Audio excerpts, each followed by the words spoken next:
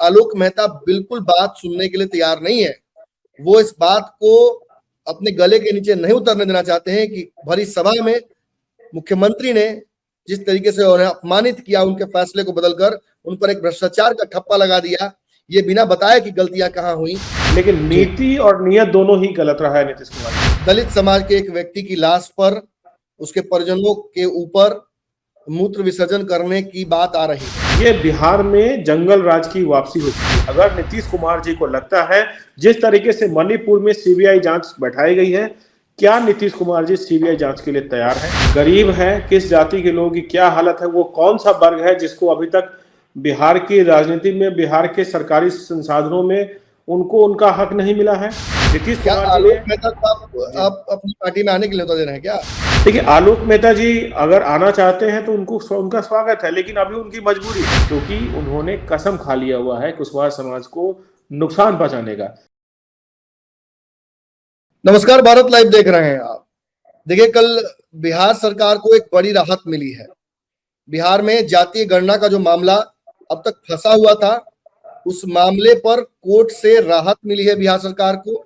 बिहार सरकार की तरफ से तेजस्वी यादव जो कि उप मुख्यमंत्री हैं, नीतीश कुमार हैं, इन सभी ने ये दावा किया है कि लगभग 80% जो काम था वो हो चुका था, इसलिए 20% काम जो है बाकी, उसे जल्दी करके इसे सार्वजनिक किया जाए। देखिए, इस मुद्दे पर राजनीति फिर होने लगी है।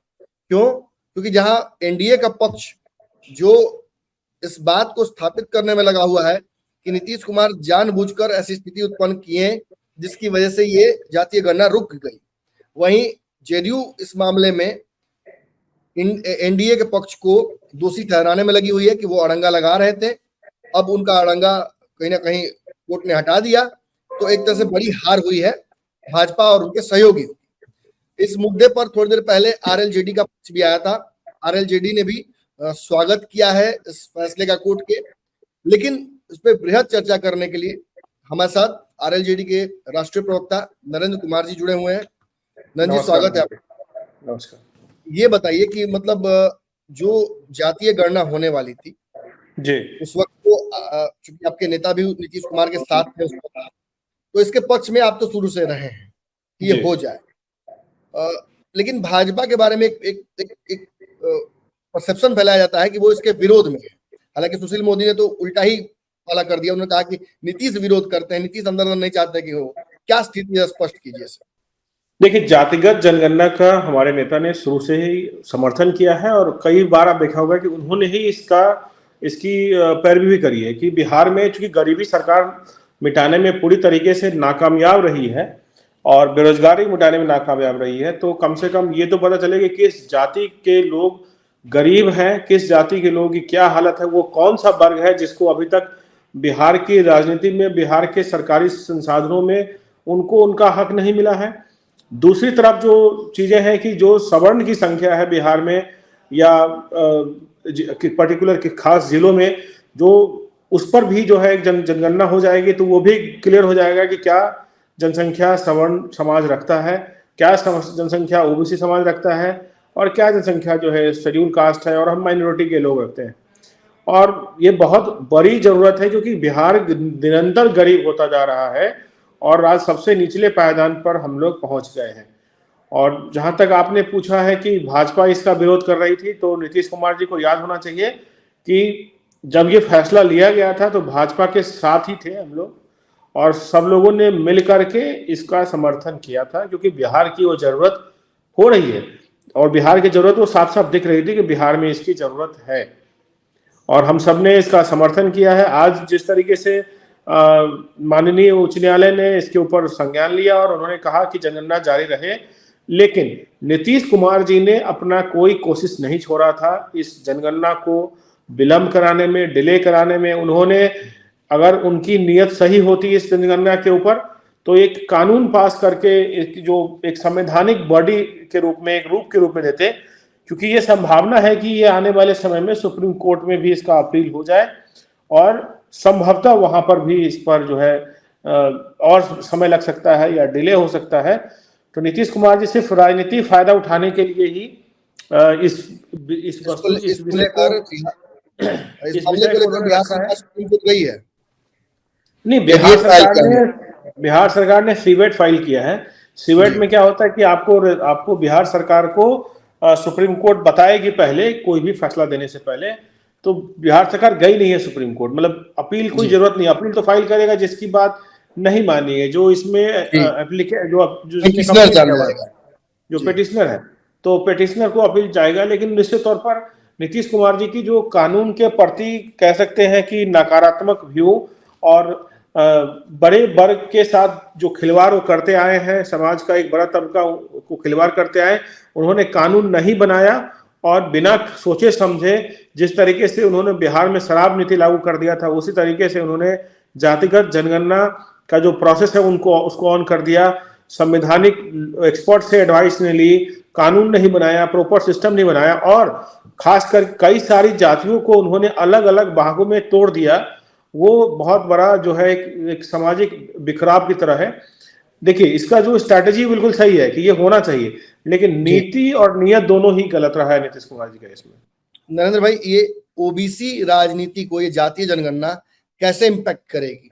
क्योंकि जब अब तक हमने देखा कि आपके नेता, कई नेता आपकी पार्टी के ये बात खुलेआम अब कहने लगे हैं कि कुछ खास वर्ग के लोगों ने पूरे ओबीसी का हक जो है वो मारा है जनसंख्या के नाम देखिए, पर। बिल्कुल सही है, ये बिल्कुल जी सही कह रहे हैं। ओबीसी में अगर आप 2% लोगों को छोड़ दीजिए तो बड़ी आबादी ओबीसी की आज भी आरक्षण से वंचित है, जी क्योंकि वो 2% की जो आबादी है वो अपने बच्चों को प्राइवेट स्कूल में पढ़ा करके अपने बच्चों को सक्षम बना के सारा रिजर्वेशन का फायदा उठा लेती है।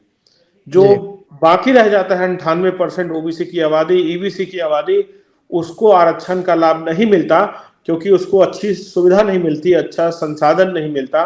तो जी 2% लोग जो है वो 98% का हक मार रहे हैं। ओबीसी में भी जो सब कैटेगरी है उसमें सबसे ज्यादा बिहार में अगर किसी जाति का अगर नुकसान हुआ है तो कुशवाहा समाज का हुआ है। और नीतीश कुमार जी ने जिस तरीके से कुशवाहा समाज के वोट को आधार बना करके 17 साल तक शासन किया और हमेशा बोलते आए कि हम भाई भाई हैं, और सबसे ज्यादा नुकसान उन्होंने कुशवाहा समाज का किया है। कुशवाहा बड़ा समाज मुकर के रहे लोगों हैं, को बड़ा मुकर रहे हैं उपेंद्र कुशवाहा आपके नेता इस बात को लेकर इस बार। हमारे नेता के अलावा आप देख लीजिए जो भी कुशवाहा समाज के नेता हैं, चाहे किसी भी गठबंधन में है, नीतीश कुमार जी उसका सम्मान नहीं करते। अभी अभी कुछ दिन पहले देखिए मेहता जी के साथ क्या हुआ, उनके आदेश को जो पारित किया था उनको नल एंड वॉइड कर दिया। तो उनको जी एक स्पेशल दिक्कत है कुशवाहा समाज से, क्योंकि वो समाज मजबूत हो रहा है और वो समाज अपनी दावेदारी जो है बहुत बड़ी भूमिका देखेगा आने वाले समय में बिहार की राजनीति में दिखाएगा। ये जातीय जनगणना जो अब हो गई है, लगभग कंप्लीट है, उसके आंकड़े आएंगे, तो उन आंकड़ों से आप क्या एक्सपेक्ट करते हैं? बिहार में क्या फायदे होने चाहिए? कुछ देखिए, सजेशंस बिहार अगर। में जो फायदे होने चाहिए कि कम से कम गरीबी का पता चले, कौन गरीब है और कौन ऐसा व्यक्ति है। सरकार से मेरी मतलब पार्टी का क्या स्टैंड है इस पर नहीं जानता मैं, मेरा जी ये मानना है व्यक्तिगत रूप से कि आरक्षण का लाभ सिर्फ एक बार आपको मिलना चाहिए और हर वर्ग को आरक्षण का लाभ मिलना चाहिए। जो ओबीसी में बहुत सारे आज ऐसी जाति हैं बिहार में जो जी किसी भी कैटेगरी में नहीं है, उनको कोई जानता तक नहीं है, चाहे जनसंख्या उनकी 1500 हो एक जिले में या एक पर्टिकुलर प्रखंड में, उनको भी उनका अधिकार मिले। ये हम सब चाहते हैं। हम लोग चाहते हैं कि सरकार का जो जो फंडिंग है वो जो जनसंख्या के हिसाब से उसका वितरण हो, जिसकी जी जितनी जनसंख्या है उसको उतना लाभ उस वर्ग को दिया जाए, तभी ना इक्वल डिस्ट्रीब्यूशन ऑफ रिसोर्सेज होगा। अभी क्या जी करते हैं, हम ब्लैंकेट तरीके से कर देते हैं। कई सारे लोग के अंदर में मैथ है जो सवर्ण समाज से है, मैं सवर्ण समाज से आता हूं, कि उनका हक मारा जाएगा। बिल्कुल भी नहीं मारा जाएगा आपका हक। आपकी भी जनसंख्या तो पता चलनी चाहिए। जिस बिल्कुल। तरीके से सवर्ण का इस्तेमाल हर राजनीतिक दल करना चाहता है, बिना अधिकार दिए, बिना सम्मान दिए, बिना कुर्सी दिए, तो उसकी भी जनसंख्या पता चल जाएगी कि हमारी जनसंख्या कितनी है और इसका समर्थन करना चाहिए। हमें कभी भी सामंतवादी सोच के साथ नहीं काम करना है कि हम बिल्कुल गरीब और जो दबे हुए लोग हैं उनके अधिकार को दबा रहे हों। हमें उनके साथ खड़ा होना है और सवर्ण समाज को आगे बढ़ करके इसका स्वागत करना चाहिए। जी। नॉन रिलेटेड टू दिस, आपने देखा होगा कि आज इंडिया का एक एमपीज का जत्था, इंडिया जो गठबंधन बना है, राष्ट्रपति से मुलाकात करने गया है। उन्होंने मणिपुर को लेकर चिंता जताई है। और एक ज्ञापन राष्ट्रपति को सौंपा है।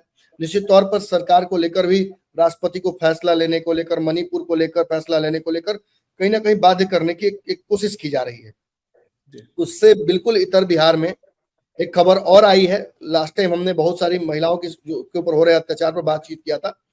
दलित समाज के एक व्यक्ति की लाश पर उसके परिजनों के ऊपर मूत्र विसर्जन करने की बात आ रही है। एक खास समुदाय के लोगों ने जब वो लेकर जा रहे थे अंत्येष्टि के लिए, तो इस दौरान रोक कर उस पर पेशाब करने की बात की खबर आ रही है।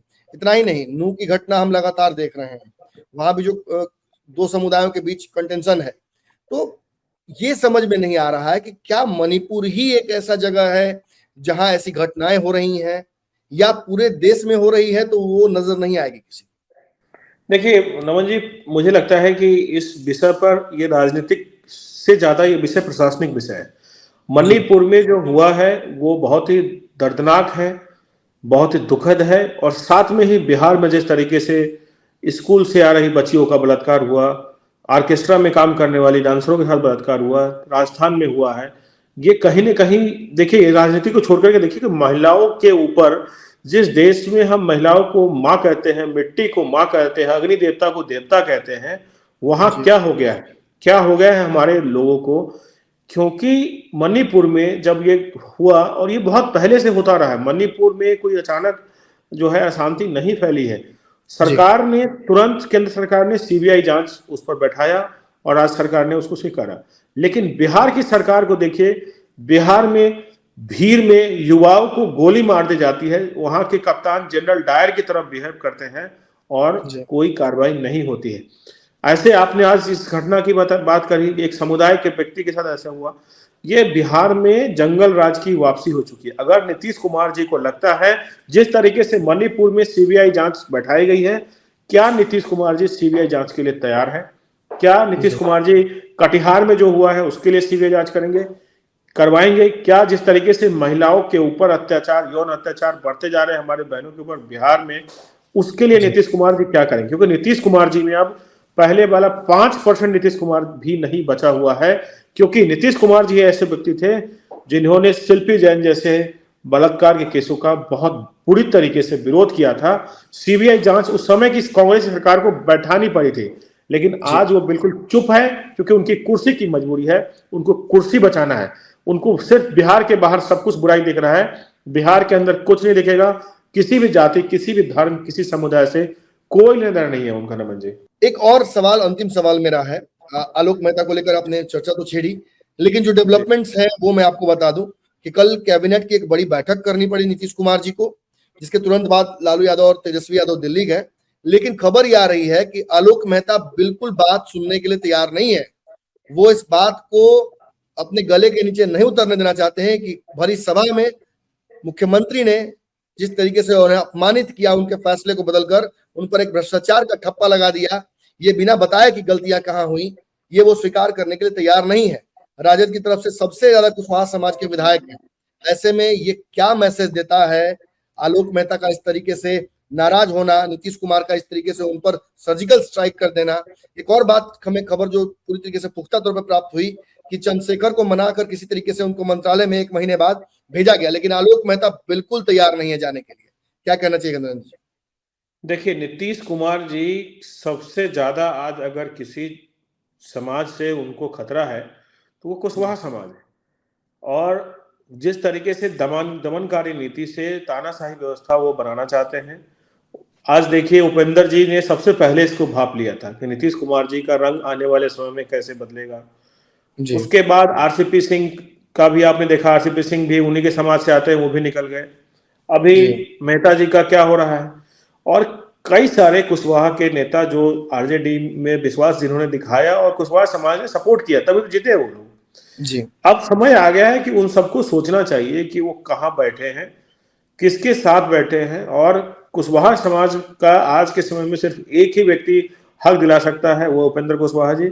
आरएलजेडी में ही सबका हक है, और आरएलजेडी सिर्फ कुशवाहा समाज ही नहीं, जितने भी हमारे समाज के लोग हैं, ऊंची जाति के हैं, मध्यम जाति के हैं, नीची जाति के हैं, हर तरीके के लोग, समाज के हर जात और धर्म के लोगों का हमारी पार्टी में स्वागत है, अगर वो अच्छी निष्ठा और बिहार की सेवा की भावना से आते हैं।